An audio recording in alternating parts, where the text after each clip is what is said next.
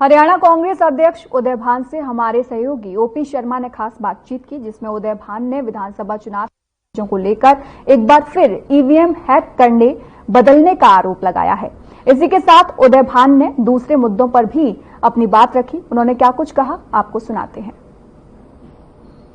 विधानसभा चुनाव की मतगणना के दिन कांग्रेस ने बीजेपी के ऊपर मतगणना को प्रभावित करने के आरोप लगाए थे और अब हरियाणा कांग्रेस के प्रदेश अध्यक्ष उदय भान का कहना है कि करीबन 1 दर्जन से ज्यादा सीटों के ऊपर जो है ईवीएम में कुछ छेड़छाड़ करके मैंडेट को बदलने की कोशिश की है। खुद प्रदेश अध्यक्ष उदय भान इस वक्त हमारे साथ हैं। सर, आपने जो आरोप लगाए 12 से 15 सीटों के बीच में, क्या जो है आधार बनता है इनके आरोपों का, क्या प्रूफ?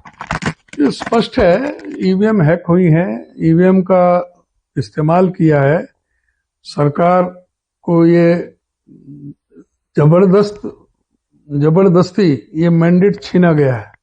हरियाणा प्रदेश की जनता का मैंडेट छीना गया है, चुराया गया है। और हमारे पास हमारे जो प्रभारी हैं दीपक बाबरिया, जो एआईसीसी के जनरल सेक्रेटरी भी हैं, सीडब्ल्यूसी के मेंबर हैं, बहुत जिम्मेदारी के पद पर हैं, उनके टेलीफोन पर 8 तारीख को 7:30 बजे मैसेज आता है। 8 तारीख को 8 बजे गिनती शुरू होनी है, लेकिन 7:30 बजे मैसेज आता है। और मैसेज में क्लियर कट ये 8 तारीख का मैसेज है, Tuesday 8 October, today's election result will be like this: BJP 46 से 49, आईएनसी 36 से 38, आईएनएलडी 2 से 3, अदर्स 3 से 4। The list of seats on which BJP has set the frequencies as follows: कालका, गरौंडा, असंध, राई, खरखौदा, सफीदों, उचाना कला, भादड़ा, Dadri, Mahendragarh, Hodal, Badkhal, Gohana, Narwana. These are the seats on which BJP will cheat with high frequency. Hence, you will not win even a single seat out of these seats. These are all manipulated seats which Congress won, but BJP has changed the result by uploading data files in EVM. Therefore, there may be 2 to 3 seats different from the numbers given by me, but the result will be same as I have given the figures above. 7:30 AM 8 अक्टूबर। फिर 5 minute बाद आता है कि I guarantee 100% that the result will be like this: you will lose the victory and no one will know how BJP won. You know this and I know how it won. ये 7:35 का है। फिर आज आपको पता चल जाएगा evening को कि मैं हवा में बात नहीं करता। ये 7:39 का।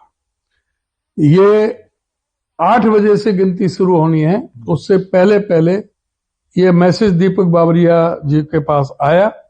अगर दीपक बाबरिया जी ये मैसेज तुरंत हमें फॉरवर्ड कर देते तो हम यहाँ पर प्रेस कॉन्फ्रेंस कर सकते थे, या दीपक बाबरिया जी खुद प्रेस कॉन्फ्रेंस कर सकते थे कि ऐसा मुझे मैसेज मिला है और हरियाणा में ये खेला चल रहा है ईवीएम का, ये खेला होगा, ये हमें अंदेशा है, और ये पूरा सारे देश की जनता के सामने आ जाता। लेकिन ये मैसेज हमें नेक्स्ट डे 9 तारीख को मुझे 3:32 पर मिला। 9 तारीख को ही दीपक बाबरिया जी ने, हमारे जो जनरल सेक्रेटरी ऑर्गेनाइजेशन है प्रदेश के, अपना जयदीप धनखड़, उनको भेजा। उन्होंने मुझे 3:32 पर भेजा, तब ये हमारे नोटिस में आया। अगर ये उस दिन होता तो हम उसी दिन प्रेस कॉन्फ्रेंस करके सारा कुछ बता देते। इसके बारे में हमने अपना सभी सीनियर लीडर्स को भी सबके नॉलेज में लाया और हम कोशिश करते रहे कि दीपक बाबरिया जी इसका नाम बताएं। उन्होंने ये चैट तो दे दिए अपने फोन से, लेकिन उनका जो नाम था ऊपर से वो स्लिप लगा करके उसको छुपा लिया कि इसका नाम आप दो जिसने भेजा है, तो वो नाम उन्होंने कहा कि मैं उसकी जिंदगी से नहीं खेल सकता, उसका मर्डर हो सकता है, उसने हमें सूचना दी, अंदर की सूचना है ये, तो मैं उसके जिंदगी से नहीं खेल सकता। इसलिए हम लेट हुए, हम उनको कन्विंस कर रहे थे, भाई नाम बताओ नाम बताओ, उन्होंने नाम नहीं बताया, नहीं तो हम इसको और पहले भी हम प्रेस कॉन्फ्रेंस के जरिए तभी बता देते, अब तो ये लेट हो गया मामला। सर, आपको नहीं लगता कि मतगणना के बाद जो दीपक बावरिया ने कहा था कि संगठन नहीं बनने की वजह से पार्टी जो है वो चूक गई सत्ता में आते हुए, क्या वेंडेटा मानने इसको? एक तरह से पार्टी के अंदर ही एक दूसरे के ऊपर आरोप लगाए जा रहे हैं। अगर ऐसा था तो बावरिया के खिलाफ भी जो है आला कमान को कार्रवाई करनी चाहिए थी अब तक। नहीं, मैंने नहीं सुना दीपक बावरिया ने ऐसा कहा है। इलेक्शन के बाद, कमी तो बताया, इलेक्शन के बाद में दीपक बावरिया का ऐसा कोई बयान नहीं आया। ये उससे पहले जिस समय जो टिकटें बट रही थी उस समय कोई बात होगी, जो आप कह रहे हो मुझे दिखाओ। चलो ठीक है सर। अगर अब जो आपके पास प्रूफ आए हैं तो अब अगला कदम कांग्रेस का क्या रहने वाला है? क्या कोर्ट का रुख किया जाएगा? हाँ बिल्कुल, कोर्ट में जा रहे हैं हम। कई लोग जाएंगे जो इससे प्रभावित भी हुए हैं, और भी जो मेल प्रैक्टिसेस हुई हैं बीजेपी गवर्नमेंट के द्वारा, वो सारे मुद्दों को लेकर के लोग बाग इलेक्शन पिटीशन डाल रहे हैं। सर, आज आपकी पार्टी के नेता कैप्टन अजय यादव जो है वो चंडीगढ़ में थे, उनका आरोप लगाया कि टिकट वितरण में गड़बड़ी हुई, कुमारी शैलजा की नाराजगी की वजह से भी जो है वो 10 दिन प्रचार नहीं गए, और इसी की वजह से नतीजे थोड़े खराब आए, वरना बीजेपी सत्ता में आती है। और आप कह रहे हो कि ईवीएम में कुछ गड़बड़ियां हैं। वो बहुत ही हमारे नेशनल लीडर हैं, उनकी बात का जवाब भी नेशनल लीडर ही दे सकते हैं, मैं उन पर कोई टिप्पणी नहीं करना चाहता। बाकी इस तरह से प्रेस में ना जा करके उन्हें कोई बात करनी है